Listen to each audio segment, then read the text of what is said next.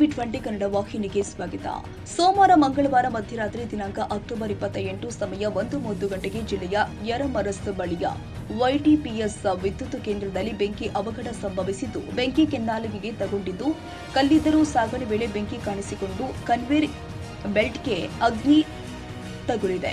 ರಾಯಚೂರು ಅಗ್ನಿಶಾಮಕ ಠಾಣೆಯ ಸಿಬ್ಬಂದಿಯವರು ಸ್ಥಳಕ್ಕೆ ಬಂದು ಸತತ 3.5 ಗಂಟೆಗಳ ಕಾಲ ಜಲವಾಹನದ ನೀರನ್ನು ಬಳಸಿಕೊಂಡು ಅಗ್ನಿಯನ್ನು ಸಂಪೂರ್ಣವಾಗಿ ಹತೋಟಿಗೆ ತರಲಾಗಿರುತ್ತೆ. ಈ ರಕ್ಷಣೆ ಕರೆಗೆ ತೆರಳಿದ ಅಧಿಕಾರಿ ಮತ್ತು ಸಿಬ್ಬಂದಿಗಳ ವಿವರಗಳನ್ನು ನೋಡುವುದಾದ್ರೆ, ಶ್ರೀ ರವೀಂದ್ರ ಘಾಟಗೆ, ಶ್ರೀ ರಾಜು, ಶ್ರೀ ಕೆ ನರಸಪ್ಪ, ಶ್ರೀ ಬಸವರಾಜೊಟ್ಟಿ, ಶ್ರೀ ಶ್ರೀನಿವಾಸ ಡಿಕೆ, ಶ್ರೀ ನಾಸಿರ್ ಅಹಮದ್, ಶ್ರೀ ಸಾವಣ್ಣ, ಶ್ರೀ ದೇವರಾಜ್, ಶ್ರೀ ಸಂಗಮೇಶ್ ಉಪಸ್ಥಿತರಿದ್ದರು. ಗುರುಸ್ವಾಮಿ ನಾಯ್ಕ, ಗಿಲ್ಲೆಸು ಗುರು, ಟಿವಿ 20 ಕನ್ನಡ.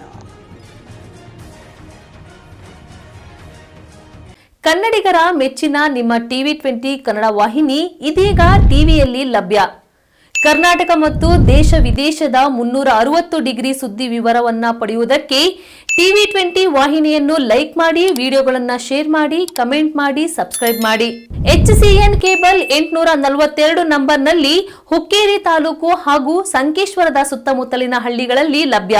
PCN ಕೇಬಲ್ 129 ನಂಬರ್ನಲ್ಲಿ ಹಾರುಗೆರೆ ಸುತ್ತಮುತ್ತಲಿನ ಹಳ್ಳಿಗಳಲ್ಲಿ ಲಭ್ಯ.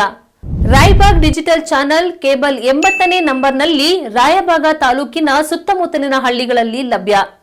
UDCN ಕೇಬಲ್ ನೆಟ್ವರ್ಕ್ ಉಗಾರ ಸುತ್ತಮುತ್ತಲಿನ ಹಳ್ಳಿಗಳಲ್ಲಿ ನಿಮ್ಮ ಟಿವಿ 20 ಕನ್ನಡ ವಾಹಿನಿಯೂ ಲಭ್ಯ.